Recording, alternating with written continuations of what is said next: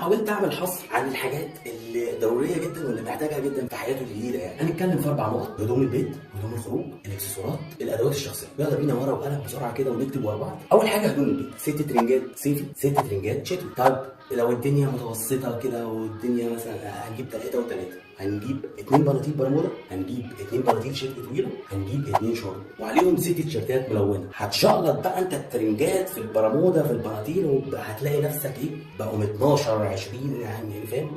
ظبط حالك. لازم نجيب كلسون، هنجيب 6 الدفع عفا. هنجيب عبايه او قفطان لصلاه الجمعه. هنخش على هدوم الخروج، هنجيب 6 بناطيل جينز او ليكرا او اي ما انت بتلبس. شوف انت بتلبس ايه الدنيا معاك. وعليهم 6 تيشيرتات او سويت شيرت او 3 و3 هنا على حسب الرغبه يعني. وعليهم 6 قمصان. برضه في حاجه مهمه: بدله غير بدله الفرح. يا اما تجيب بليزر عليه قميص بتاع او انت جايب خلاص قمصان. فالمهم ان انت ايه توازن الدنيا.